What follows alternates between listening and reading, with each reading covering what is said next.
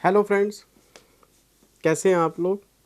हाँ जी बेटे, इस वीडियो में हम बात करने वाले हैं मॉक टेस्ट पेपर 1 पे और मार्च 2023 सीरीज़। बेटे सारे बच्चों को पता है कि एग्ज़ाम से पहले एक आरटीपी और 2 एमटीपी इंस्टीट्यूट पब्लिश करता है, ग्रुप 1 के लिए भी, ग्रुप 2 के लिए भी। और अभी हमारे पास एमटीपी 1 आया है मार्च सीरीज़ का, फिर इसके बाद अप्रैल सीरीज़ आएगी, वो भी शेयर कर दूंगा मैं आपको। तो मैं ग्रुप 1 की और ग्रुप 2 की आरटीपी शेयर कर चुका हूँ, एमटीपी 1 ग्रुप 1 के लिए शेयर कर चुका हूँ, और आज मैं रिकॉर्ड कर रहा हूँ MTP 1 for group 2 advanced accounts.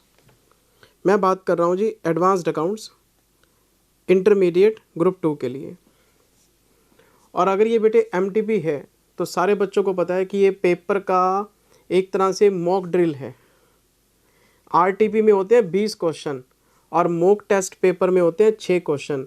जैसे आपके फाइनल एग्जाम में आएंगे, 6 में से कितने करने हैं? 5 करने हैं। पहला क्वेश्चन कंपलसरी है, उसमें कोई चॉइस नहीं है, और अगले 5 में से 4 करने होते हैं। तो एक कंपलसरी है, 5 में से 4 करने हैं, तो टोटल 5 क्वेश्चन आपको अटैम्प्ट करने हैं 20-20 नंबर के। और 5 में से 4 करने हैं तो उसमें एक क्वेश्चन की चॉइस मिल जाती है। लेकिन हम एज़ यूजली हमेशा ये बात करते हैं कि हमें सोचना पड़े कि कौन सा क्वेश्चन छोड़ना है, फिर मज़ेदार बात है। हम ऑप्शन को इस तरह से ना ढूंढें कि पता नहीं क्या आता है क्या छोड़ें। हमें सारे क्वेश्चन आने चाहिए, और हम जब किसी क्वेश्चन का चुनाव करें तो हमें ये दुख हो कि यार मैंने इसको छोड़ दिया और इसको कर लिया। मतलब इक्वली आने चाहिए सब आपको। और मैंने आपको बेटे क्लास में बहुत प्यार से पढ़ाया, सब कुछ कराया, ठीक। सारे एएस हमने बहुत डिटेल में पढ़े, सारे चैप्टर बहुत डिटेल में पढ़े। तो उस बेसिस पे मैं जब आपकी एमटीपी पढ़ रहा था, ये सारी एमटीपी में आपकी स्टडी कर रहा था, मुझे एक भी प्रैक्टिकल क्वेश्चन ऐसा नज़र नहीं आया जो आपको प्रॉब्लम करे। या तो क्वेश्चन क्लास बुक में से हैं जो मैंने करा रखी है, या फिर क्वेश्चन बैंक में से हैं। कौन सा क्वेश्चन बैंक? आरटीपी एमटीपी का मैंने सेकंड ग्रुप का एक क्वेश्चन बैंक बना के दिया था आपको, चैप्टर वाइज। नहीं समझे? capraveenjindal.com होम पेज पे मैंने एक बटन लगा दिया था एलएमएस पे मैंने सेकंड ग्रुप एडवांस अकाउंट्स के लिए सारे आरटीपी एमटीपी के वीडियोस फ्री कर दिए थे कि अगर किसी बच्चे के पास पेन ड्राइव की वैलिडिटी एक्सपायर भी हो गया तो भी देख सकता हो। और उन्हीं वीडियोस के बेसिस पे मैंने एक क्वेश्चन बैंक भी दे दिया था एलएमएस पे, जिसमें मैंने चैप्टर वाइज जितने भी आरटीपी एमटीपी के क्वेश्चन मैंने क्लास में कराए हैं, चैप्टर वाइज सारे मैंने क्लासीफाई कर दिए थे। और हर क्वेश्चन के नीचे वीडियो का टाइम भी है कि ये किस वीडियो में आपको किस टाइम पे मिलेगा। तो या तो क्वेश्चन आपके क्लास बुक में से है, क्लास बुक हमने सारी आपकी स्टडी मटेरियल से बना रखी है, या फिर क्वेश्चन बैंक में सारे आरटीपी एमटीपी हैं। मेरे कहने का मतलब ये सब इंस्टीट्यूट के ही क्वेश्चंस हैं। Class book is based on study material, question bank is based on RTP and MTP questions. मैंने सब कुछ कराया हुआ है। तो अगर मुझे कोई क्वेश्चन रिपीट नज़र आएगा, रिपीट का मतलब क्लास बुक में है या क्वेश्चन बैंक में है, मैं उसकी रेफरेंस देके आगे बढ़ जाऊंगा। और अगर मुझे कोई क्वेश्चन डिस्कस करना होगा, मैं रुक जाऊंगा कि चलो मैं बता देता हूँ। और आप यकीन माने इस पूरी एमटीपी के अंदर एक पार्टनरशिप का क्वेश्चन है जो मुझे एक्सप्लेन करना है आपको, वो भी इसलिए कि इन नालायकों ने जो आंसर बनाया है वो बच्चे को यहाँ स्ट्राइक करने वाला है ही नहीं। सिंपल क्वेश्चन होता है बिल्कुल, पता नहीं घुमा घुमू के क्या बना देते हैं, पता नहीं समझ से बाहर है। जिस चीज़ को बहुत सिंपल तरीके से बोला जा सकता है उसको इन्होंने कॉम्प्लिकेट करना ही करना है ताकि बच्चे को फील आए कि वो सीए कर रहा है। तो पार्टनरशिप का क्वेश्चन जैसे हम क्लास में करते हैं उसी फॉर्मेट में आंसर टैली करके दूंगा। जो आंसर इनका है वही आंसर हमारा आएगा। प्रेजेंटेशन ईजी दूंगा मैं आपको। इन्होंने क्या किया हुआ है, कई कई जगह काटापीटी करके नेट इफेक्ट बता रखा है आपको। नेट इफेक्ट नहीं समझ में आता बच्चों को, सिंपल फॉर्मेट समझ में आता है, तो वो डिस्कस करेंगे। एक पार्टनरशिप का क्वेश्चन मुझे बताना है, बाकी तो आप ये मान के चलो जय श्री राम है, भगवान का नाम है। भगवान का नाम मतलब सब कुछ आसान है। भगवान के नाम से ज़्यादा आसान क्या है मुझे बताओ? राम के नाम से आसान कुछ है ही नहीं, है ना जी। आइए ज़रा मैं बेटे इसको शुरू करता हूँ। फर्स्ट क्वेश्चन कंपलसरी है जी, फिर 4 अटैम्प्ट करो जी 5 में से। ये तो क्लास में पता नहीं कितनी बार हमने ये बात डिस्कस की होगी। और पहला क्वेश्चन आता भी एएस में से। सेकंड ग्रुप में एएस भी बड़े सारे हैं और एएस हैं भी बड़े दमदार, है ना। ये देखो जी, क्वेश्चन नंबर 1 इसका ए पार्ट, 5-5 नंबर के 4 पार्ट आने हैं 20 नंबर के, एएस बेस्ड होंगे। ये इसका फर्स्ट पार्ट है, ये इसका सेकंड पार्ट है, मुझे नहीं कराना, क्यों, ये अकाउंटिंग स्टैंडर्ड 18 का क्वेश्चन है, रिलेटेड पार्टी डिस्क्लोजर्स का। ये मैंने लिस्ट नोट कर रखी है जो ऑलरेडी कवर्ड है। बेटे एग्ज़ाम का टाइम चल रहा है आपका, जो क्वेश्चन आपने कहीं ना कहीं पढ़ा हुआ है, अगर मैं दोबारा से आपको कराने लग जाता हूँ, वेस्टेज ऑफ टाइम है, मैं क्यों टाइम ख़राब करूँ आपका, आपका एक एक मिनट कीमती है अभी, है ना। ये है बेटे हमारा क्वेश्चन बैंक का। अगर किसी बच्चे ने अभी तक क्वेश्चन बैंक डाउनलोड नहीं किया है उसको कर लेना चाहिए। capraveenjindal.com LMS पे आप जाएंगे तो नोट्स में जाइए, नोट्स पे जाएंगे तो आपसे पूछेगा आप फाइनल के हैं, इंटर के, इंटर पे जाइए। फिर आपसे पूछेगा ग्रुप 1 है या ग्रुप 2 है, ग्रुप 2 में जाइए। ग्रुप 2 में क्वेश्चन बैंक पड़ा है RTP MTP का, डाउनलोड करके मोबाइल में रख लीजिए। तो ये उस क्वेश्चन बैंक का अकाउंटिंग स्टैंडर्ड 18 का क्वेश्चन नंबर 3 है बेटे।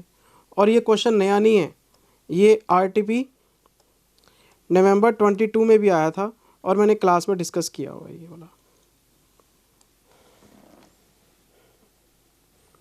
ये RTP नवंबर 22 में भी आया था। चलें जी आगे, क्वेश्चन बैंक का, जहाँ मैं लिखूंगा क्वेश्चन बैंक, समझ आना RTP MTP की बात हो रही है, और जहाँ लिखूंगा क्लास बुक मॉड्यूल 1 मॉड्यूल 2 जो आपको भेजे थे मैंने पेन ड्राइव के साथ, उसकी बात हो रही है। पेन ड्राइव गो ड्राइव एक ही बात है। मैं चलते चलते आ गया जी क्वेश्चन नंबर 1 के बी पार्ट में। लो बेटे, बी पार्ट मैंने पेपर नीचे रख लिया, मैं क्वेश्चन आपको एक्सप्लेन कर देता हूँ। ये अकाउंटिंग स्टैंडर्ड 9 रेवेन्यू रिकॉग्निशन का क्वेश्चन है, और सारे बच्चे जानते हैं AS 9 में हमने 5 रेवेन्यूज़ पे डिस्कशन किया था, सेल, सर्विस, इंटरेस्ट, डिविडेंड और रॉयल्टी। सेल के लिए ऑनरशिप, डिलीवरी ऑफ गुड्स, और 2 बेसिक कंडीशन सबके लिए कि जी रेवेन्यू का अमाउंट आपका रिलायबल एस्टीमेट होना चाहिए और कलेक्शन आपका सर्टेन होना चाहिए। 2 बेसिक कंडीशन थी, 2 स्पेशल कंडीशन थी। और अगर बायर की रिक्वेस्ट पे आपने डिलीवरी रोकी हुई है तो सेल मानी जाएगी, बताई थी ना ये कंडीशन। फिर आपको सेल के मैंने एक्सेप्शनल केस भी बताए थे, consignment sale, hire purchase sale, repurchase agreement. हमने सेल के बहुत सारे केसेस पढ़े हुए हैं क्लास के अंदर। फिर सर्विस इनकम में आए थे, कंप्लीशन मेथड, कंप्लीटेड मेथड। फिर सर्विसेज भी बहुत सारी पढ़ ली थी हमने। इंटरेस्ट के लिए क्या था, टाइम बेसिस। डिविडेंड के लिए डेक्लेरेशन बेसिस। रॉयल्टी के लिए agreement basis but on accrual basis. ये AS 9 है अपना। तो इन्होंने इस क्वेश्चन के अंदर आपको 3 केसेस बताए हैं सेल के, और आपसे पूछेगा कि बताओ रेवेन्यू कितना रिकॉग्नाइज करें। Tonk tanners is engaged in the manufacturing of leather shoes, ठीक है जी।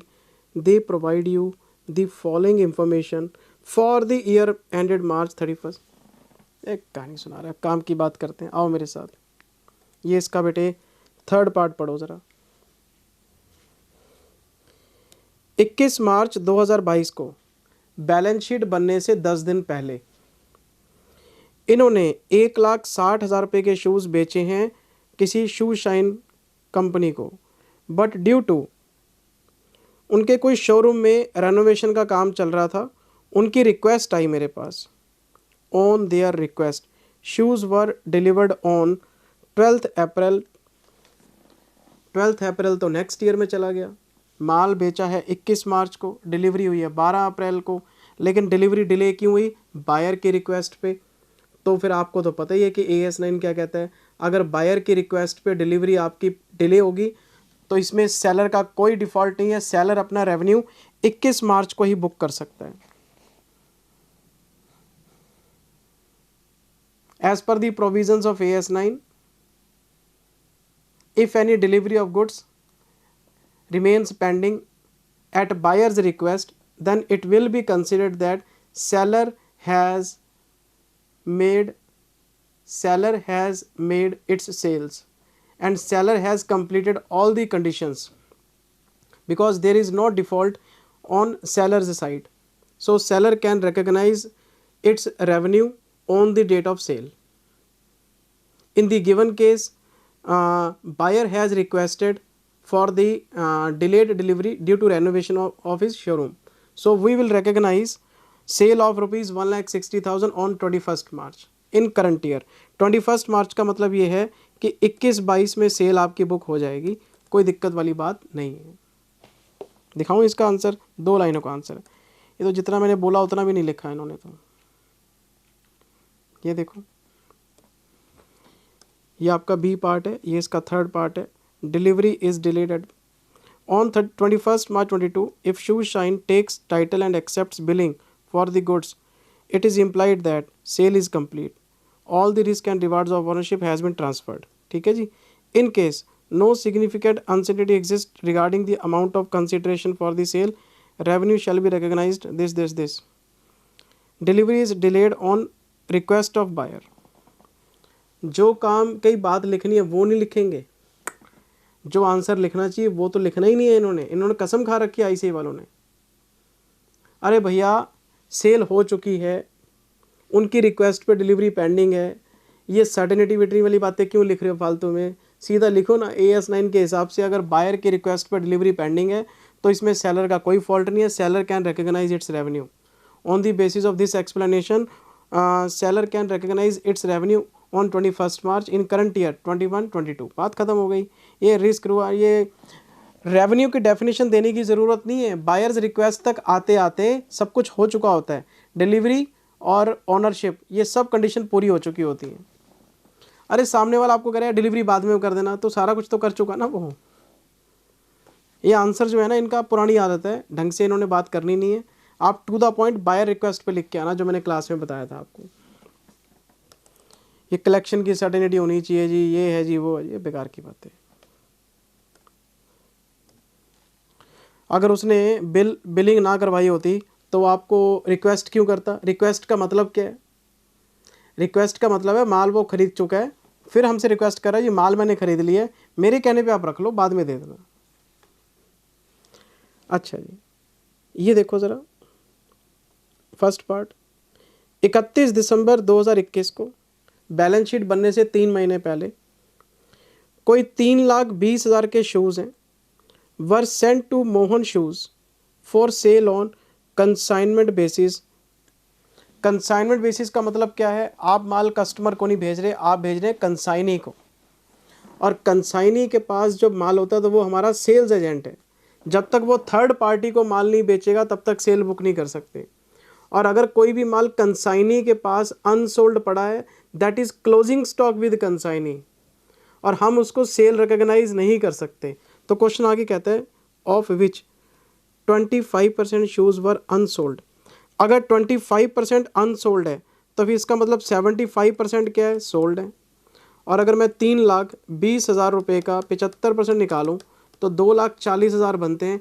मैं इतना रेवेन्यू रिकॉग्नाइज कर सकता हूँ, और बाकी का 80,000 रुपये, बाकी का 80,000 रुपये स्टॉक विद कंसाइनी के हिसाब से दिखा दूंगा।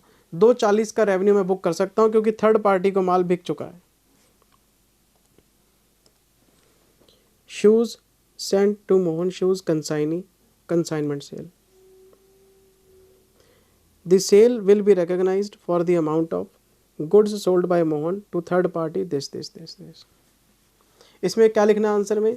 As per the provisions of AS 9, if goods are sent to consignee on consignment basis, then the consignor can recognize the revenue only if consignee sells the goods to third party.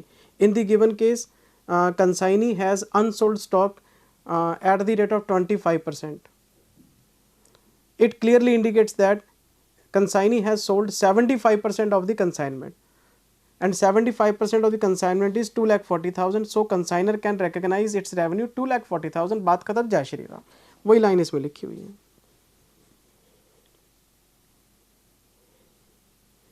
चलें आगे। Third party की बात हुई कि नहीं हुई? हाँ जी हुई, थर्ड पार्टी की बात हुई।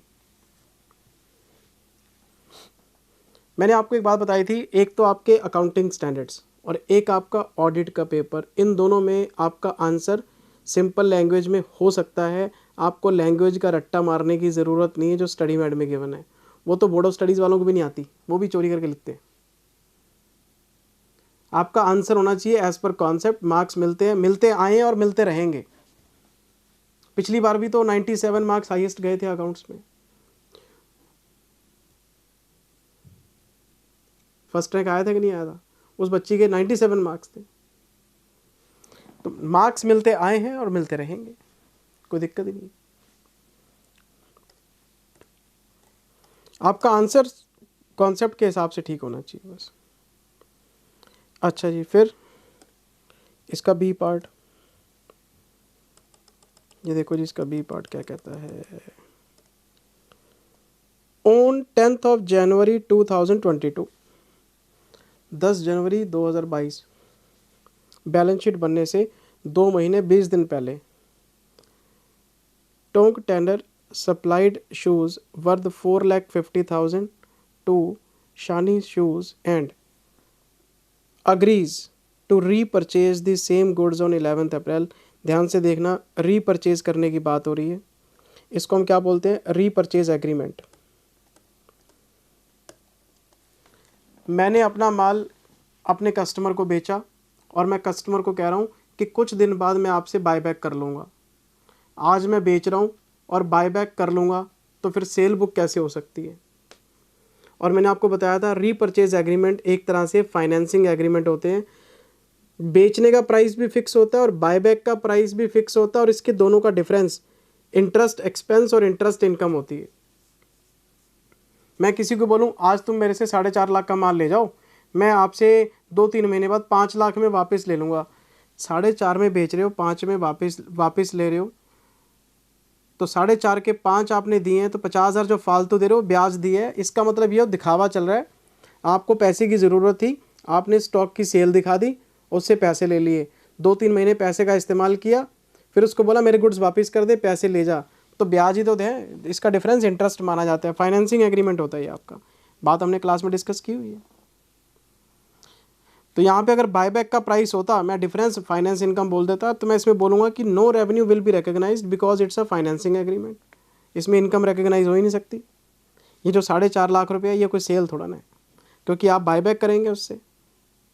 तो जो माल बेचा और वापस आ जाना, सेल कैसी।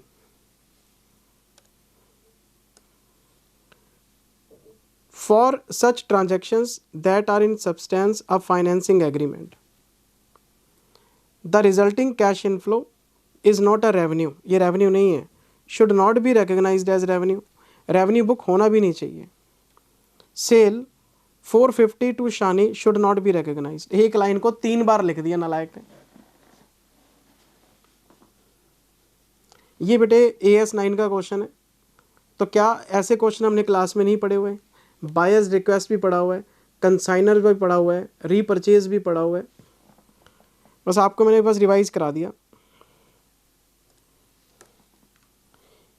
लो जी, ये तो बच्चे देखते खुश हो जाते हैं। ये तो अकाउंटिंग स्टैंडर्ड 17 सेगमेंट रिपोर्टिंग का क्वेश्चन है जी। सेगमेंट रिपोर्ट 10% वाली कंडीशंस का आपको टेस्ट करना है। ये रही जी टोटल एसेट्स 1, 2, 3, 4, 5। अगर कोई भी सेगमेंट 10% या उससे ज़्यादा शेयर करेगा तो वो रिपोर्टिंग सेगमेंट है। ये रहा जी लॉस, तो हम इसमें क्या करते हैं, लॉस वाले अलग कर लेते हैं, प्रॉफिट वाले अलग कर लेते हैं। लॉस वाले 100 हैं, प्रॉफिट वाले 25 हैं, विच एवर इज हायर 100, उसके बेसिस पे परसेंटेज निकाल लेंगे। 10% या उससे ज़्यादा का शेयर है, प्रॉफिट और loss whichever is higher, वो रिपोर्टेबल सेगमेंट है आपका। सेगमेंट रेवेन्यू है, ये कोई बताने वाली बातें हैं। और चीफ अकाउंटेंट को लगता है जी सिर्फ एक सेगमेंट रिपोर्ट करने वाला है और वो है A, तो आपको टेस्ट करके बताना है 10% की कंडीशन से कि कितने सेगमेंट आपके रिपोर्टेबल निकलते हैं। 3 कंडीशन तो 10%, 10%, 10% वाली है, फिर 75% रेवेन्यू की भी चेक करना कि क्या आपके रिपोर्टेबल सेगमेंट एक्सटर्नल रेवेन्यू का 75% कवर करते हैं। अगर करते हैं तो ठीक है, नहीं करते तो एडिशनल सेगमेंट शुड बी। बेटे सब पढ़ाया हुआ है, मैं क्या क्या बताऊँ आपको इसके अंदर। ये तो मज़ेदार क्वेश्चन होते थे क्लास में, बच्चे के चेहरे पे खुशी लाने वाले क्वेश्चन होते हैं। ये है क्लास बुक का, ये है बेटे क्लास बुक का, क्वेश्चन बैंक का नहीं, क्लास बुक का क्वेश्चन नंबर 18। और ये मैंने आपको Jan 21 एग्जाम के हिसाब से दिया हुआ है।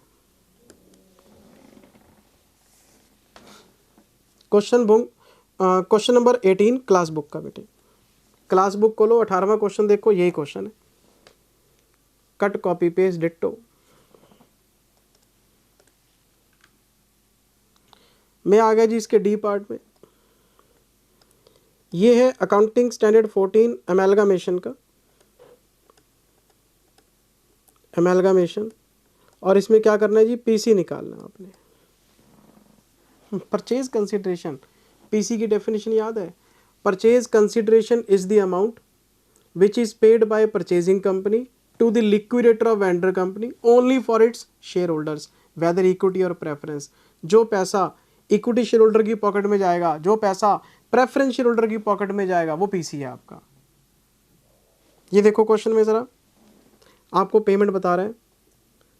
इस कंपनी ने 56,000 इक्विटी शेयर 100 रुपये का एक 110 के प्राइस पे इक्विटी शेयर होल्डर को इशू किया है। पीसी निकालना है, ये लो 110। एक इन्होंने कैश पेमेंट की है 1 लाख रुपए, ये भी इक्विटी शेयर होल्डर को दी है। लो जी 1 लाख रुपए कैश। और क्या दिया? 20,000 fully paid up preference share issue किए हैं 70 रुपए के हिसाब से to discharge the preference shareholder. कर क्या रहा है ये है? लो जी पीसी आ गया। मैं क्या बताऊं, आप हंस रहे हैं, मुझे पता है बच्चा हंस रहा है। ये क्या दिया है एमटीपी के अंदर? सिंपली टोटल लगाना है, payment in equity share, payment in cash, payment in preference share, total PC आ गया। ये क्वेश्चन है बेटे, ये देखो, लो जी 20,000 into 70 14 lakh, cash 1 lakh, 56 into 1 110, ये रही पीसी आ गया 76 लाख। सिंपली टोटल मारना है। अच्छा बेटे, अब आगे हमारे पास है जी क्वेश्चन नंबर 2। ये मुझे बताना है बेटे आपको पार्टनरशिप का। इसको मैं एक बार होल्ड कर रहा हूँ, मैं ज़रा बाकी के क्वेश्चन फटाफट निपटा दूँ। क्वेश्चन नंबर 3A, ये अमेलगामेशन का क्वेश्चन है जी, और ये हमारी क्लास बुक के अंदर। अगर आपको सेम क्वेश्चन चाहिए, क्लास बुक खोलिए, तो ये क्लास बुक के अंदर बेटे क्वेश्चन नंबर 26 है। Strong limited, weak limited, goodwill valuation वाला क्वेश्चन है। और ये क्वेश्चन आया था हमारा नवंबर 1986 के एग्ज़ाम में।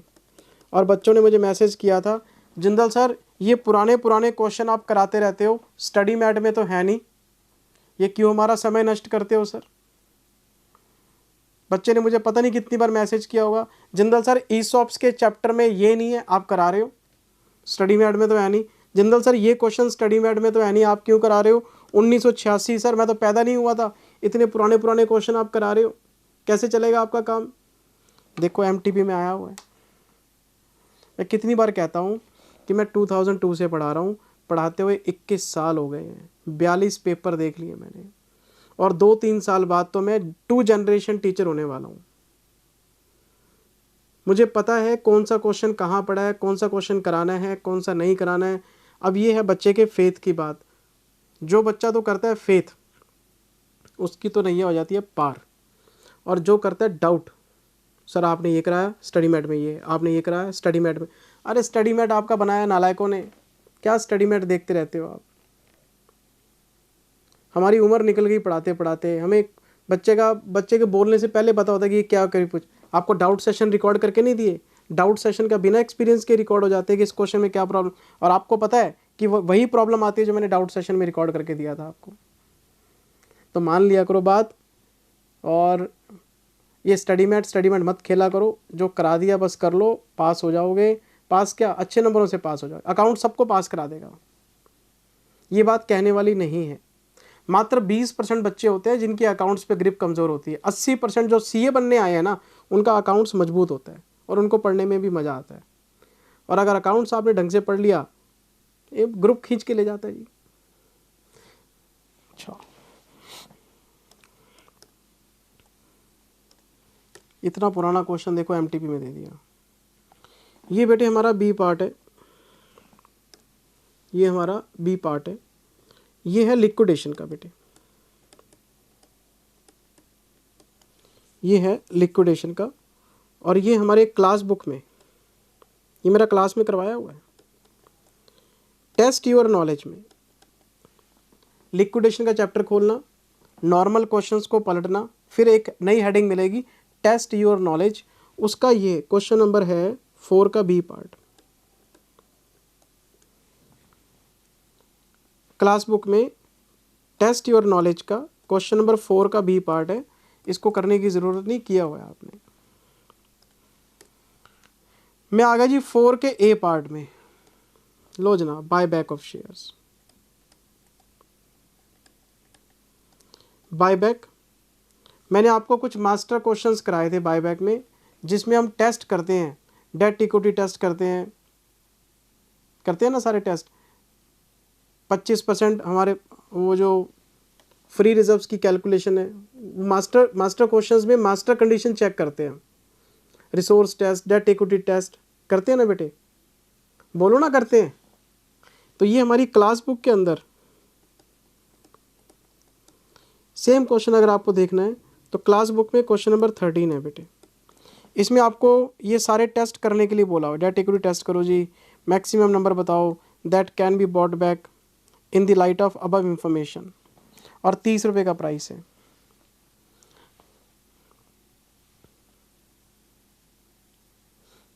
चलें आगे। हम जो क्लास बुक में क्वेश्चन है, इसमें मार्केट प्राइस गिवन है 25 रुपये और ऊपर बोला हुआ है 20% अबव मार्केट प्राइस पे आपको बायबैक करना है। तो 25 रुपये का 20% बनता है 5 रुपये, 30 रुपीज़ बनेगा। यहाँ पे 30 रुपीज़ प्रिंट करके दे दिए इन्होंने, 30 रुपीज़ हमने निकाले थे। वही क्वेश्चन है डिट्टो, आप कर सकते।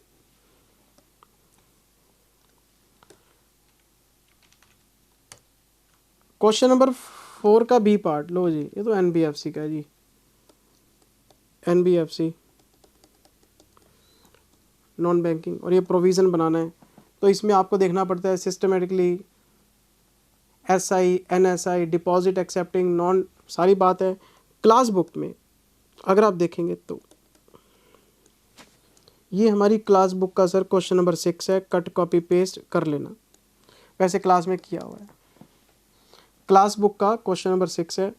मैं क्वेश्चन नंबर 5 में आ गया जी। ये होल्डिंग कंपनी के चैप्टर में से है और इसमें रीवैल्यूएशन का कॉन्सेप्ट है।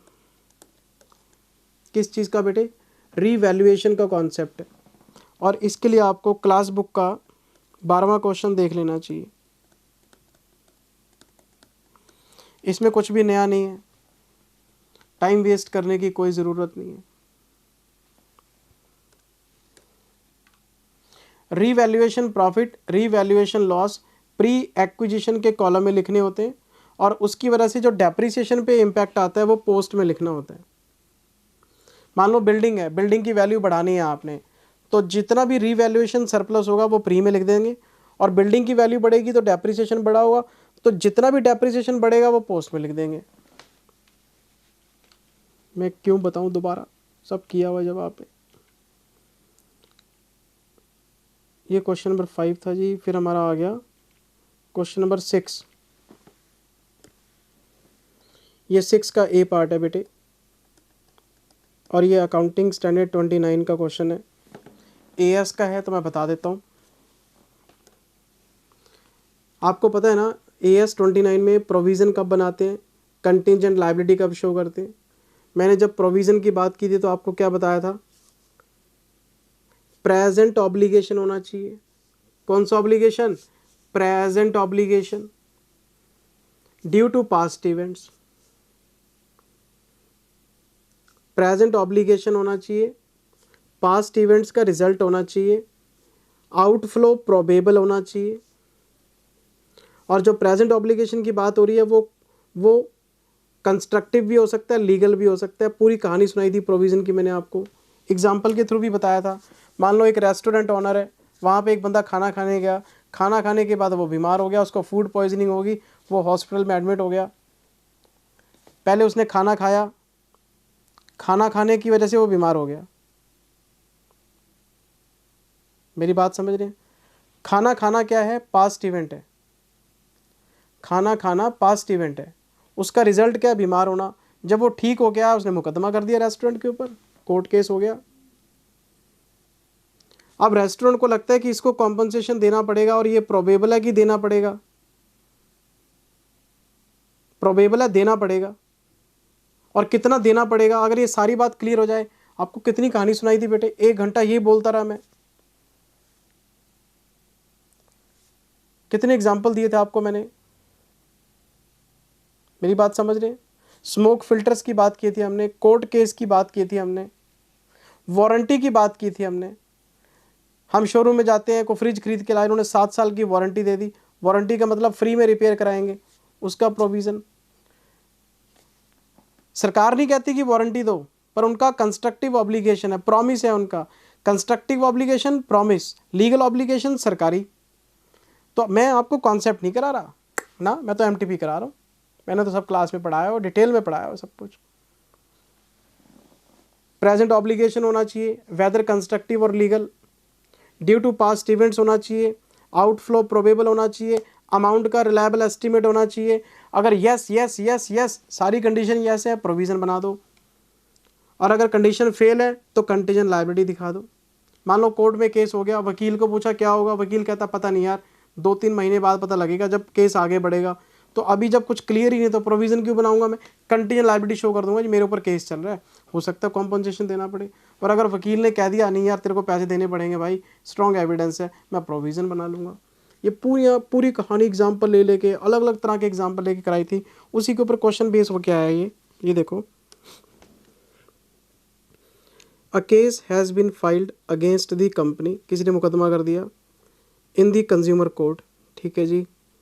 अ notice for levy of 20 lakh rupees has been received, किसी ने 20 लाख रुपए का कॉम्पनसेशन मांगा आपसे। The company has appointed a lawyer to defend the case for a fee of 2 lakh, 2 lakh रुपए वकील ने मांगे हैं हमसे। 50% फीस तो वो ले गया अपनी एडवांस में, बाकी का 50% देंगे जब केस फाइनलाइज हो जाएगा। 1 लाख रुपए की फीस वकील को अभी दे दो, 1 लाख रुपए केस पूरा होने के बाद देंगे। There are 75% chances that the penalty may not be levied, बताओ जी क्या करना चाहिए। तो पॉइंट नंबर 1, अगर 75% चांस है कि आपको कॉम्पनसेशन नहीं देना पड़ेगा, तो कॉम्पनसेशन का प्रोविज़न बनाने की ज़रूरत नहीं है, लेकिन 2 लाख रुपए की लीगल फ़ीस आपको P&L में डाल देनी चाहिए। 1 लाख रुपए की पेड है और 1 लाख रुपए का प्रोविज़न बना दो, क्योंकि आपको देने ही पड़ेंगे, वकील अपनी फ़ीस थोड़ा ना छोड़ेगा। तो इस पूरे एग्जाम्पल के अंदर क्या 20 लाख का प्रोविज़न बनेगा? नो। क्या 1 लाख का प्रोविज़न बनेगा? यस। 1 लाख कौन से? आधी फीस जो भी पेबल है उसका प्रोविज़न बनेगा। इसके बी पार्ट में आओ। The company had committed to supply a consignment worth 1 crore rupees to one of its dealer by the year end, company ने अपने डीलर से कॉन्ट्रैक्ट किया है कि हम आपको साल के एंड तक 1 करोड़ का माल दे देंगे। तो डीलर को यकीन होगा कि 1 करोड़ का माल आ जाएगा। As per the contract, if delivery is not made on time, अगर माल नहीं मिला तो a compensation of 15% is to be paid on the value of delayed और लॉस्ट कंसाइनमेंट। कोई भी रीज़न हो, जितना माल नहीं पहुंचेगा उसका 15% वो कॉम्पनसेशन ले लेगा। मान लो 80 लाख का माल भेज दिया, 20 लाख का रह गया किसी भी रीज़न से, तो 20 लाख का 15% वो 3 लाख रुपए कॉम्पनसेशन ले लेगा। 50 लाख का माल भेज दिया, 50 लाख का नहीं भेजा, तो जो नहीं भेजा वो 50 लाख है, इसका 15% 7.5 लाख। जितना माल उसके पास नहीं पहुंचेगा वो उस पर कॉम्पनसेशन ले लेगा। देखते हैं क्वेश्चन आगे क्या कहता है जी। While the consignment was in transit, माल रास्ते में था, और एक ट्रक में माल कितना 30 लाख रुपए का इन्होंने डाला हुआ था। इसका मतलब 70 लाख का माल तो पहुंच गया, 30 लाख का ट्रक में उसका एक्सीडेंट हो गया, तो 30 लाख का माल नहीं पहुंचा उसके पास। जो 30 लाख का माल उसके पास नहीं पहुंचा उसका 15% वो आपसे 4.5 लाख मांगेगा। इसका प्रोविज़न आपको बनाना पड़ेगा क्योंकि कॉन्ट्रैक्ट है, एविडेंस है। 30 लाख का माल जो ट्रांजिट में है उसका एक्सीडेंट हो गया, उसको कोई मतलब नहीं है, माल नहीं पहुंचा जी, 4.5 लाख मांग लेगा आपसे। तो 4.5 लाख का प्रोविज़न तो हो गया पक्का आपका। क्वेश्चन आगे रीड करते हैं। It was how ever covered by the insurance. अच्छा, इंश्योरेंस भी है इसका, यानी 4.5 लाख रुपए का नुकसान जो उसको कॉम्पनसेट करना है वो तो प्रोवाइड कर देंगे। जो माल ट्रक में था जो डैमेज होगा इसका क्लेम मिल जाएगा, इस पर कोई नुकसान नहीं हुआ। According to the surveyor report policy amount is collectable subject to 10% deduction. लो जी कर लो बात। 30 लाख का माल है, 10% कट के मिलेगा, तो 3 लाख का ये भी तो फटका लग गया। 4.5 लाख तो हमारा डीलर मांग रहा है, कहता लाओ 4.5 लाख तुम्हारा माल नहीं आया, मैं 15% कॉम्पनसेशन मांग रहा हूँ। इधर से इंश्योरेंस कंपनी कहती है 90% क्लेम देंगे। 30 लाख का 90% 27 लाख, 3 लाख रुपए नहीं मिला, 3 लाख का ये लॉस, 7.5 लाख का फटका लग गया। 3 लाख का तो स्टॉक का नुकसान हो गया जो क्लेम नहीं आया मेरे पास। 27 लाख का क्लेम मेरा रिसीवेबल है, मेरा रिसिव्ड है, कोई दिक्कत नहीं, पास हो गया। क्लेम पास होना जरूरी है। 3 लाख का तो मेरा क्लेम पास नहीं हुआ, एक तो वो नुकसान है। 4.5 लाख, 7.5 लाख रुपए P&L में राइट ऑफ करेंगे। Before closing the books of accounts company has received the information that policy amount has been processed. पैसा आ गया है। The dealer has also claimed the compensation for the consignment. उधर से डीलर परेशान कर रहा है, कहता पैसे लाओ। तो आपको 7.5 लाख रुपए का खर्चा P&L में डालना है। मैं आपको आंसर चेक कराता हूँ इसका, आप हंसोगे। ये देखो, इसका 3 लाख का तो ये नुकसान हो गया बेटे, और 4.5 लाख रुपए का ये नुकसान हो गया।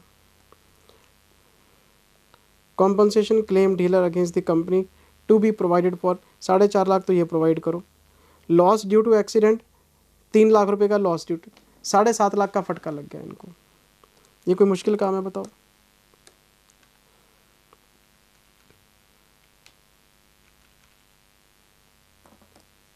ये वाला क्वेश्चन, ये तो AS20 का क्वेश्चन है, EPS का, ये करवाया हुआ है आपको। करवाया हुआ तो ये भी था। थ्योरेटिकल क्वेश्चन में डिस्कस कर लेता हूँ, प्रैक्टिकल वाला तो चलो आपने किया ही हुआ है सारा। ये हमारा क्वेश्चन बैंक का, क्वेश्चन बैंक का मतलब समझते हो ना, RTP MTP। ये इसका क्वेश्चन नंबर 6 है और ये अक्टूबर 21 MTP2 में आया था। जब इस क्वेश्चन बैंक में जाएंगे, AS20 की रेफरेंस लेंगे, क्वेश्चन नंबर 6 देखेंगे तो इसकी पूरी हिस्ट्री खुल के आ जाएगी कि पहले कब पूछा गया था आपसे और मैंने कब करवाया हुआ है। RTP MTP के सारे वीडियोस लाइव है हमारी वेबसाइट पे। अच्छा जी, इसके बाद है हमारा, लो जी, ये वाला क्वेश्चन है जी AS26 का। ये बेटा और में क्वेश्चन है और ये क्वेश्चन है AS26 का, इंटेंजिबल एसेट्स का क्वेश्चन है। मैंने क्लास में कराया हुआ है लेकिन मैं फिर भी आपको ये बात बता देता हूँ। इसमें इनके पास दो ब्रांड है बेटे, इनके पास 2 ट्रेडमार्क हैं, एक सन और शौर्या, और इनके ऊपर केस हो गया। Both trademarks have allegedly been infringed by the other competitors against in the same। हमारे ऊपर केस ही होगा कि जो ट्रेडमार्क हम यूज़ कर रहे हैं भैया, ये ट्रेडमार्क आपके चैलेंजेबल है। मतलब कॉम्पिटिटर ने कह दिया कि ये ट्रेडमार्क तो मेरे हैं, तुम कैसे यूज़ कर रहे हो, डिस्प्यूट हो गया, आपको कोर्ट में केस लड़ना पड़ेगा। After investigation legal department of the company inform that it had weak case on trademark सन।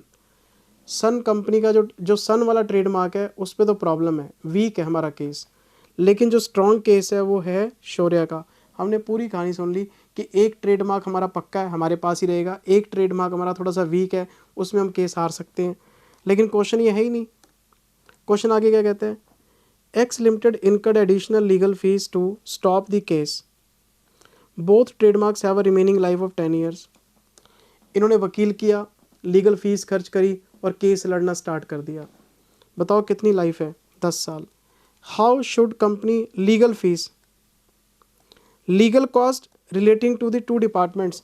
अब आती है बात AS 26 की, बच्चे को पता है ये बात।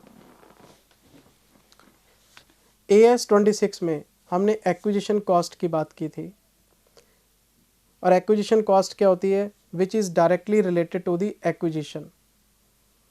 और जो लीगल फीस हम यहाँ पे कर रहे हैं, क्या ये एक्विजिशन से रिलेटेड है? हम 2 ट्रेडमार्क ऑलरेडी यूज़ कर रहे हैं, किसी ने हमारे ऊपर केस कर दिया, डिफेंड करने के लिए हम कोर्ट में चले गए, वकील कर लिया उसको, तो ये जो पैसा आप खर्च कर रहे हैं ये एक्विजिशन से रिलेटेड है या एक्विजिशन के बाद के डिस्प्यूट को सेटल करने के लिए है?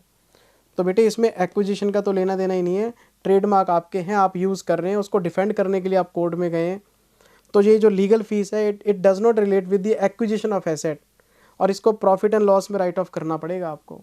ये कोई एक्विजिशन से रिलेटेड थोड़ा ना है, ये तो आप ट्रेडमार्क को मेंटेन करने के लिए, कि आपका ट्रेडमार्क छिन ना जाए आपसे, उसको मेंटेन करने के लिए आप खर्च कर रहे हैं। ये कोई एक्विजिशन से रिलेटेड थोड़ा ना है, इससे आपके कोई इकोनॉमिक बेनिफिट्स थोड़ा ना बढ़ जाएंगे। ये क्वेश्चन है, बताओ, ये क्लास बुक में है।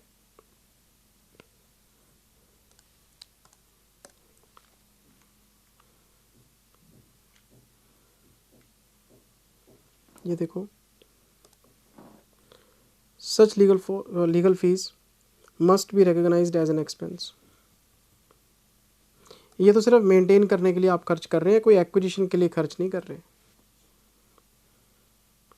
ये तो आपका सब्सिक्वेंट एक्सपेंडिचर है।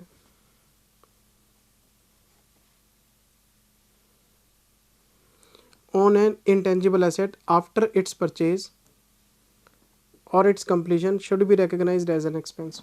परचेज के बाद हमने खर्च किए पैसे। बेटे क्वेश्चन बिल्कुल आसान है, कुछ है नहीं इनमें, मैं क्या बताऊँ आपको, ये सब किया हुआ है आपने। मेरे पास एक बच्चे का व्हाट्सएप आया था, आज ही आया था, सर ये तो आपने कराया ही नहीं, ये सैंक्शन लिमिट वाला तो क्वेश्चन बैंकिंग कंपनी का, ये तो आपने कराया ही नहीं। क्यों नहीं कराया जी? लो रेफरेंस पकड़ो, क्वेश्चन बैंक में जाओ, क्वेश्चन बैंक में क्वेश्चन नंबर 2 है ये, और ये क्वेश्चन मैंने आपको करवा रखा है RTP नवंबर 20 में। ये RTP नवंबर 20 का क्वेश्चन है, क्वेश्चन नंबर 2 है क्वेश्चन बैंक का, ये कराया हुआ है। और एक ऐसे क्वेश्चन थोड़ा सा आगे बढ़ोगे क्वेश्चन बैंक में और मिलेगा, इसमें 2 केस है, उसमें 4 हैं, 4 केस वाला भी कराया हुआ है। तो ये मत कहा करो कि कराया नहीं, सब करवाया हुआ है सर। आपके बस ऑब्जर्वेशन का कमाल है सब, कि आप कौन सी चीज़ कहाँ से देखते हैं। ये तो ESPP का क्वेश्चन है, employee stock purchase plan, current year में अनाउंस किया, करंट ईयर में वेस्ट किया, ना कोई वेस्टिंग कंडीशन, ना कोई ESOP आउटस्टैंडिंग, हाथों हाथ काम ख़त्म। ये देखो 50 रुपये में आपने दे दिया है, मार्केट प्राइस 140 का है, तो 90 रुपये का लॉस है। 24 ऑप्शन आपके एक्सरसाइज हो गए हैं, कितने? 2400। Bank account debit 2400 into 50, employee compensation expense debit 2400 into 90, to equity share capital 2400 into 10, to security premium 2400 into 130, 90 और 50 140, 10 रुपये की फेस वैल्यू। लो जी क्वेश्चन ख़त्म। P&L account debit to employee compensation expense, आना चाहिए ना पेपर में ये तो।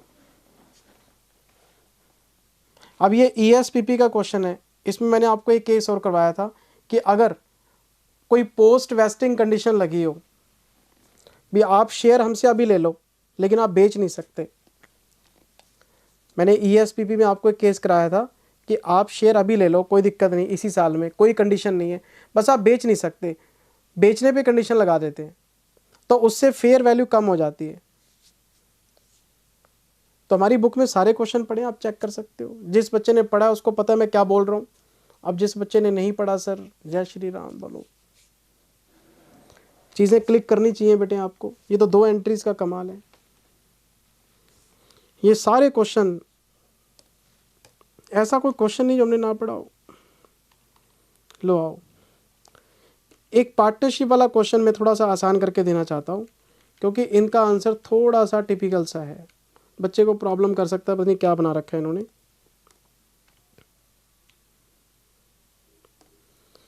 क्वेश्चन की रिक्वायरमेंट क्या है, एक तो बनाना है रियलाइजेशन, एक बनाना है बैंक, एक बनाने हैं partners capital account columnar form में। यानी ये क्वेश्चन सिंपल डिसोल्यूशन का क्वेश्चन है बेटे, सिंपल डिसोल्यूशन का क्वेश्चन है। किसी बच्चे को नोटिंग वोटिंग करने की ज़रूरत नहीं है, सिर्फ देखते चलो।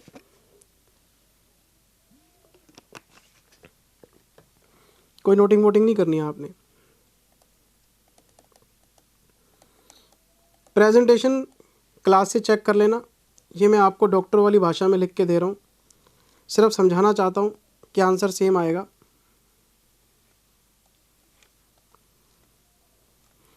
कॉपी पे लिखने की बिल्कुल ज़रूरत नहीं है, सिर्फ देखते चलो। सिंपल डिसोल्यूशन है जी, सिंपल डिसोल्यूशन है,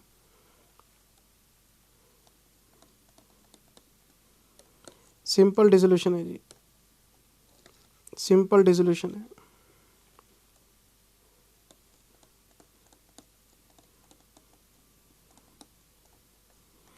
डॉक्टर वाली भाषा है जनाब, डॉक्टर वाली भाषा है जनाब, डॉक्टर है जनाब।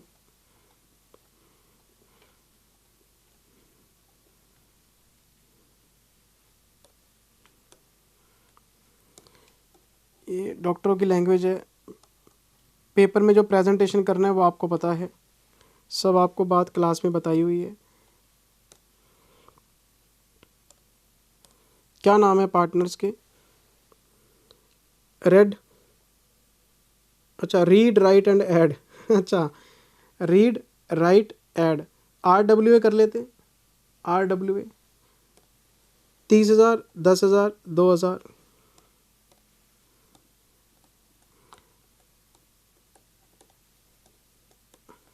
पेपर में RWA नहीं लिखना, पेपर में पूरा नाम लिखना है। By balance BD 30,000, 20,000, 10,000। अच्छा जी, और क्या है क्वेश्चन में? एक है जी इसमें पार्टनर का लोन, रीड का लोन है जी, सारे बच्चों को पता है पार्टनर का लोन ना तो रियलाइजेशन में जाता है ना कैपिटल अकाउंट में जाता है। पार्टनर लोन की पेमेंट हम सीधा कराते हैं। तो पार्टनर लोन की पेमेंट करानी तो क्या एंट्री बनेगी? Partner loan to bank. मेरे पास बैंक अकाउंट कितना है? 8,000 रुपये का। मैं यहाँ लिखूँगा टू बैलेंस BD, और यहाँ लिखूँगा by R's loan account, payment कराओ इसकी 15,000 रुपये। क्या कुछ मैंने नया बताया? कैपिटल अकाउंट के अंदर कैपिटल के बैलेंस लिख दिए, कैश अकाउंट के अंदर कैश का बैलेंस लिख दिया, पार्टनर का लोन पे करा दिया। पार्टनर का लोन डायरेक्टली पे होता है, सबको पता है इस बात का। अब क्या करना है? बैलेंस शीट क्लोज करो। और मैं क्लास में पता नहीं कितनी बार बोला हूँ, बैलेंस शीट जब भी क्लोज करेंगे बुक वैल्यू पे, बैलेंस शीट जब भी क्लोज करेंगे बुक वैल्यू पे, तो सबसे पहले है प्लांट 30,000, फिक्सचर्स 2,000। लिखो जी टू प्लांट 30,000, बस देखते चलो। टू फिक्सचर्स 2,000, नोटिंग करने की ज़रूरत नहीं है। स्टॉक 10,400, डेटर्स 18,400, इसका प्रोविज़न है 400। To stock 10,400, to debtors 18,400, provision for doubtful debts 400। चाहो तो यहाँ पे सीधा 18,000 भी लिख सकते हो, आपकी चॉइस है, लिखना तो अलग अलग लिख लो।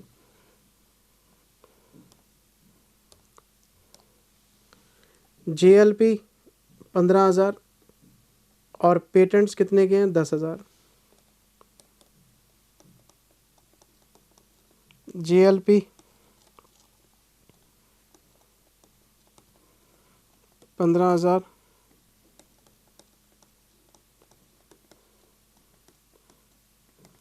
पेटेंट्स 10,000।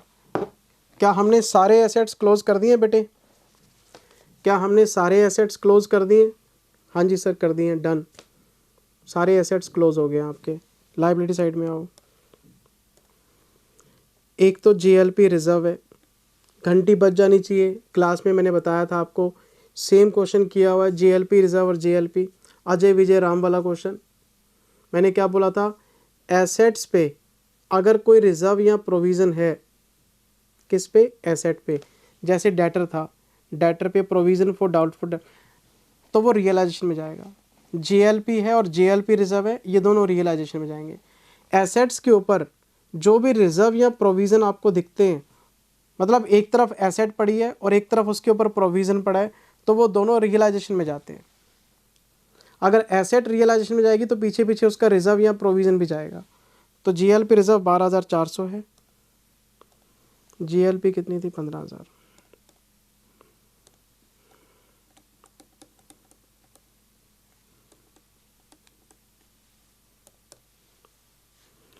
और क्या जी हमारे पास, एक तो क्रेडिटर्स हैं जी 17,800 के, एक लोन है 6200 का,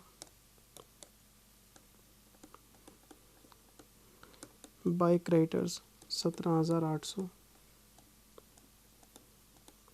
बाय लोन 6,200। अब करना क्या है, बाय कैश टू कैश, सारे एसेट्स को बेचेंगे तो बाय कैश, लाइबिलिटीज़ को पे करेंगे तो to cash, by cash to cash करके लॉस प्रॉफिट निकाल के क्वेश्चन क्लोज कर देना है। सिंपल डिसोल्यूशन में इतना ही होता है। इसके लिए क्या लिखेंगे? By cash. इसके लिए क्या लिखेंगे? To cash. एक बार पॉइंट चेक कर लेते हैं, क्वेश्चन क्या कहता है।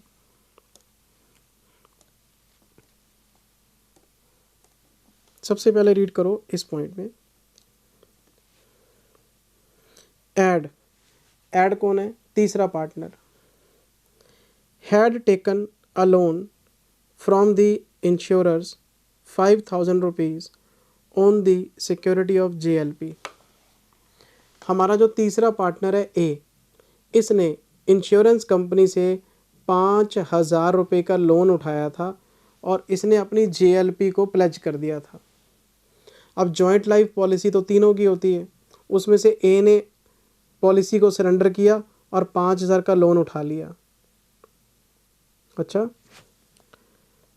The policy was surrendered and insurers paid a sum of 10,200 after deducting 5,000 for loan, 300 for interest. अब आ गया डिसोल्यूशन का टाइम। डिसोल्यूशन के टाइम पे जेएलपी सरेंडर करने गए हम, तो उन्होंने 10,200 आपको दे दिए, लेकिन ये है आफ्टर डिडक्टिंग 5,300, 5300 रुपये उन्होंने काट लिए। मैं जेएलपी सरेंडर करने गया, जब मैं जेएलपी सरेंडर करने गया तो मैंने बोला जी मेरे पैसे दे दो, उन्होंने 5300 रुपये काट लिए। कहते तुम्हारे पार्टनर का लोन भी है, उस पर ब्याज भी है, बाकी के 10,200 आप ले लो। अब मुझे एक बात बताओ, ये लोन क्या तीनों ने लिया है?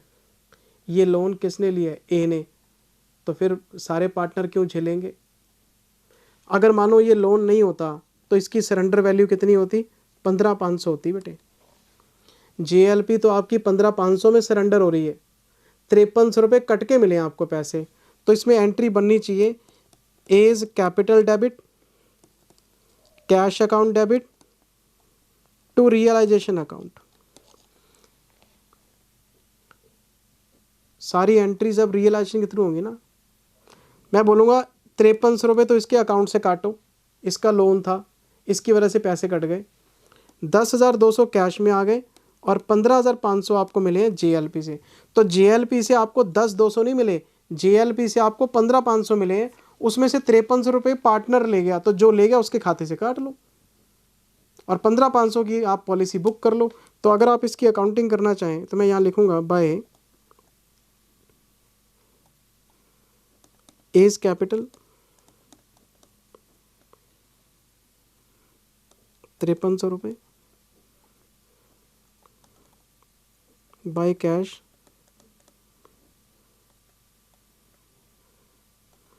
10,200, तो मैं इसका टोटल लगाऊंगा 15,500।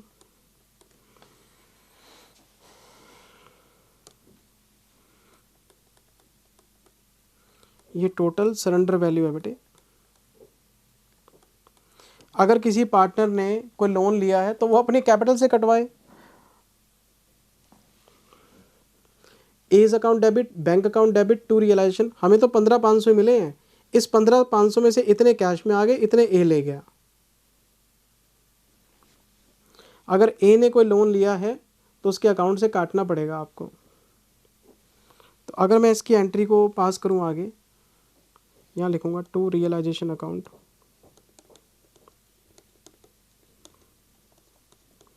LIC 10,200 आए हैं बेटे मेरे पास। और अगर मैं इसके अकाउंट में डेबिट करूं तो मैं यहाँ लिखूंगा टू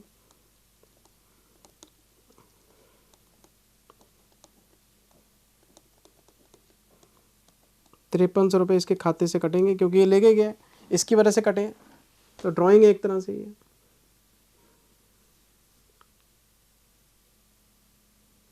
चलिए बेटे आगे क्वेश्चन को आगे रीड करते हैं।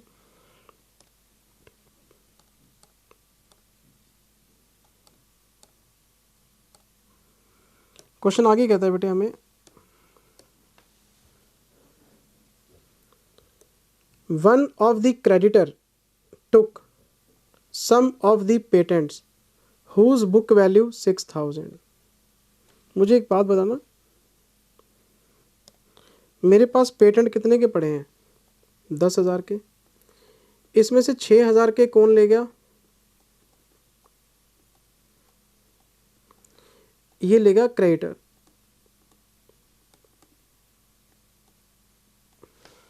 मेरे पास पेटेंट्स पड़े हैं 10,000 के, उसमें से 6,000 रुपये के पेटेंट्स क्रेडिटर ले गया। मुझे एक बात बताओ, मेरे पास पेटेंट बचेंगे कितने के? 4,000 के। 6,000 के पेटेंट तो क्रेडिटर ले गया, 4,000 रुपये के बचे हुए हैं। जो बचे हुए हैं इसकी बात हम बाद में करेंगे, पहले क्रेडिटर का हिसाब निपटाओ। अब बताओ क्रेडिटर के बनते कितने? 12,800, नहीं 17,800। क्रेडिटर के बनते हैं 17,800। क्वेश्चन में वापस आओ जरा। एट अ वैल्यूएशन ऑफ 4,500, लो कर लो बात, 17,800 रुपये मुझे देने हैं, 45 रुपये के वो पेटेंट ले गया। वैसे तो मेरे पेटेंट 6,000 के हैं, क्रेडिटर कहता है 4,500 मानूंगा। मैंने बोला चल कोई बात नहीं, 4,500 कट गए। तो 17,800 माइनस 4,500, 13,300 रुपये के अभी भी ये आउटस्टैंडिंग है। आगे क्वेश्चन मुझे कहता है the balance to the creditor was paid in cash. बाकी को कैश में पे कर दो, मैं अभी कर देता हूँ। सिर्फ एक बात ध्यान से पढ़ लो कि आपको कुछ डिस्काउंट मिला है, 500 रुपये का डिस्काउंट मिला है क्रेडिटर से। अगर आपको 500 रुपये का डिस्काउंट मिला है क्रेडिटर से तो आपकी पेमेंट कितनी है? 12,800। तो आपको 12,800 की पेमेंट शो करनी पड़ेगी। भाई 17,800 के थे, 4500 का तो वो ट्रेडमार्क ही ले गया, बाकी बच गए 13,300, 500 का डिस्काउंट दे दिया, तो 12,800 की पेमेंट आपको यहाँ करनी पड़ेगी। यहाँ लिखेंगे टू कैश और यहाँ लिखेंगे क्रेडिटर्स 12,800। और एक बात और समझो, ये रहा आपका पेटेंट और ये रहे आपके क्रेडिटर, दोनों ऑलरेडी आमने सामने हैं, कोई स्पेशल एंट्री पास करने की ज़रूरत नहीं। जो आप पे करेंगे और जो आप रियलाइज करेंगे वो लिखना होता है। और जो वो टेक ओवर करके ले गया वो आपस में कट आ गया, सब आमने सामने तो पड़े हैं। जो पेटेंट उसने नहीं लिया उसके लिए मैं लिखूंगा बाय कैश यहाँ पे, और जो क्रेडिटर पेटेंट में एडजस्ट नहीं हुआ उसके लिए लिख दिया मैंने टू कैश 12,800। बाकी तो आमने सामने है ही। अब क्रेडिटर अगर पेटेंट लेके जाएगा तो क्या एंट्री बनती है? Creditors account debit to patent. तो क्रेडिटर्स टू पेटेंट करने की ज़रूरत क्या है? रियलाइजेशन में आमने सामने तो पड़े हैं, तो जो वो ले गया वो कट आ गया। आप हिसाब लगाओ देना कितना है, बस 12,800। तो आपको लिखना चाहिए यहाँ पे बाय रियलाइजेशन।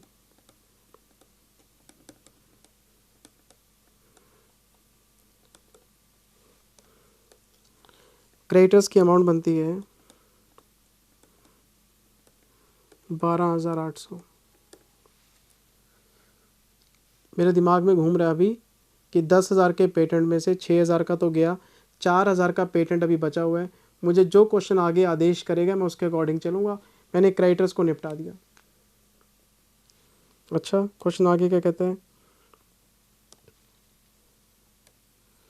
आगे क्वेश्चन कहता है जी, the firm had previously purchased some shares in a joint stock company and had written off on finding them useless. इनके पास किसी कंपनी के शेयर पड़े थे, उन शेयर्स को इन्होंने राइट ऑफ कर दिया, कहते यूजलेस हैं, तो वैल्यू हो गई ज़ीरो, हटा दिया होगा, हमने क्या लेना है, पास्ट की बात है ये। इन्होंने पास्ट में कभी कोई शेयर खरीदे होंगे, उसको ज़ीरो मान के राइट ऑफ कर दिया। The shares were now found to be worth 3000। अब अचानक से शेयर की कीमत बढ़ गई है और वो 3000 रुपये के हो गए हैं। The loan creditor agreed to accept the shares at this value. और ये जो शेयर्स हैं 3000 के, ये लोन्स में सेटल कर दिया हमने, नहीं समझे? हमारा लोन कितना है, 6200 का। 3000 रुपये के कहते हैं शेयर दे दो, तो पेमेंट कितनी करनी है, 3200 रुपये। तो जो शेयर ले गया वो तो आपस में सेट ऑफ हो गया, सिर्फ पेमेंट दिखानी है 3000 रुपये की आपने, नहीं समझे? ये लो, ये जो 6200 रुपये है। अच्छा, बच्चा कहता है जी एक बात बताओ, शेयर की वैल्यू 0 से 3000 हो गई, आप प्रॉफिट क्यों नहीं बुक कर रहे? प्रॉफिट बुक करना है ना, मैं करके दिखाता हूँ प्रॉफिट बुक। ये देखो, मुझे एक बात बताना, यहाँ पे लिखे हैं 6200, यहाँ पे लिख रहा हूँ मैं 3200। बताओ मेरी क्रेडिट साइड कितने से बढ़ गई? मेरी क्रेडिट साइड ऑटोमेटिकली 3000 से बढ़ गई। अगर मैंने 6200 के 3200 दिए हैं, 6200 के 3200 दिए हैं, तो पेमेंट कम गई है, वो प्रॉफिट ही तो है। और अगर ये 3000 रुपये के शेयर आपके पास नहीं होते, तो यहाँ भी 6200, यहाँ भी 6200, फिर प्रॉफिट कैसे आता बताओ? तो 6200 के 3200 आप दे रहे हैं, तो इनडायरेक्टली आपको 3000 का प्रॉफिट नजर आ रहा है। ये प्रॉफिट कौन सा है? वो शेयर्स वाला ही तो है। 6200 देने, 3200 दे दो, काम खत्म। तो मैं इसको कैश अकाउंट में लिख देता हूँ, बाय रियलाइजेशन अकाउंट। लोन भी चला गया, 3200 रुपये की पेमेंट हो गई। क्वेश्चन आगे रीड करते हैं जी। लो जी, अब एसेट्स का पैसा आपके पास आना शुरू हो गया है। Plant 17000, fixture 1000, stock 9000, debtor 16500, patent 50% of their book value. मेरे को पता है कि मेरे पेटेंट मेरे पास 4000 के पड़े हैं, 10,000 के थे, 6000 के चले गए, 4000 के पड़े हैं, 4000 के पड़े हैं, तो 50% मिल रहे हैं, तो 2000 रुपये आ जाएंगे आपके पास। ये देखो ना, ये 4000 के पड़े हैं, इसका 50% आपको रियलाइज़ हो रहा है। तो मैं क्या लिखने वाला हूँ, 17000, 1000, 9000, 17000, 1000, 9000, 16500, 2000, 17000,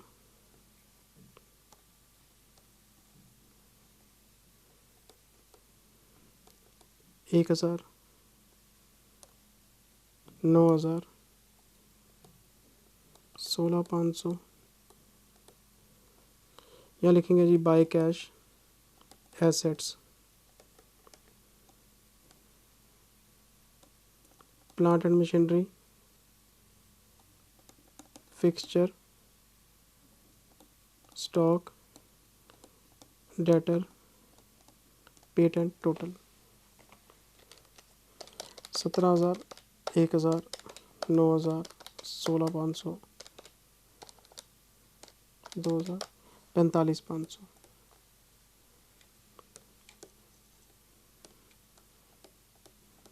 कैश अकाउंट में लिखो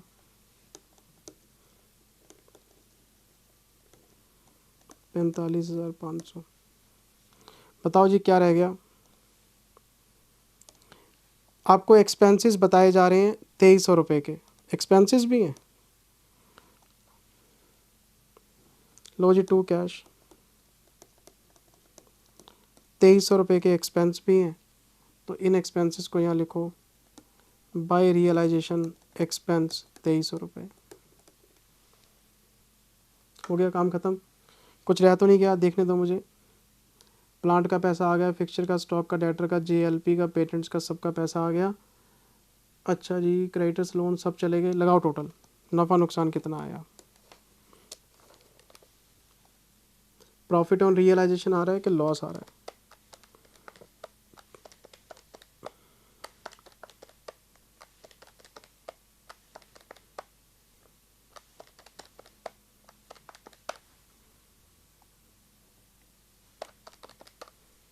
104100,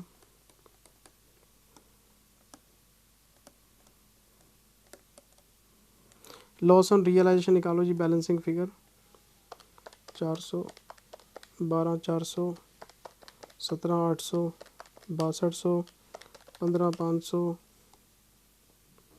45,500, 6300 रुपये आ गए। इसे किस रेशो में बांटेंगे हम? PSR में। इसको PSR में बांटो 6300 रुपये को। To loss on realisation ratio बताओ जी क्या है? 4/9, 2/9, 1/3 रेशो है 4:3। ये जो 1/3 है ये 3/3, 3/9 बन जाएगा ना, 4:3, 4:3, 6300 रुपये है ये। 2800, 1400, 2100 लगाओ जी टोटल। जिसका कैश बनता है दे दो, जिसका डेफिसिट है मंगवा लो। इंसॉल्वेंसी तो कुछ लिखी नहीं हुई किसी की भी। सबसे पहले आर,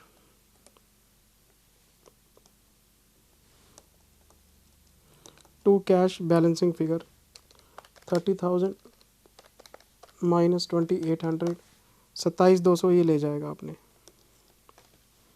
20,000,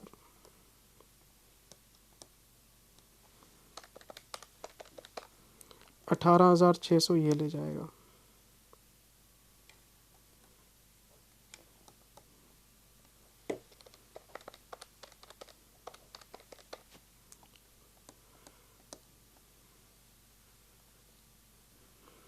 ₹2,600 ये ले जाएगा। ये ना बेटे मुझे लगता है कैपिटल अकाउंट के बैलेंसेस गलत लिख दिए हमने शायद, तभी हल्का फुल्का डिफरेंस आ रहा है। ये मुझे एक बार चेक करने दो। कैपिटल अकाउंट के बैलेंसेस कितने हैं? 30,000, 10,000, 2,000। अच्छा 30,000, 10,000, 2,000 मैंने कितने लिखे हैं?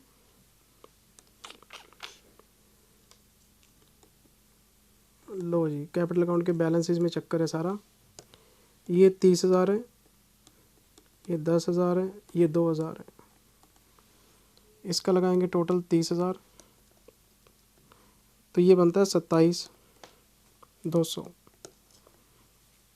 ये बनता है 8600। कैपिटल अकाउंट के बैलेंस ही राइट डाउन गलत हो गए थे। ये बनता है टोटल 7,400, 7,400 यहाँ लिखेंगे बाय कैश 5,400।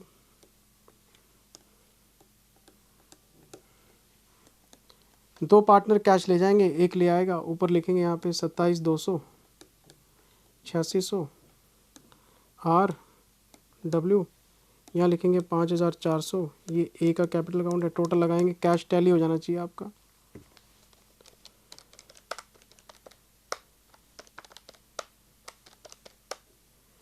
$69,100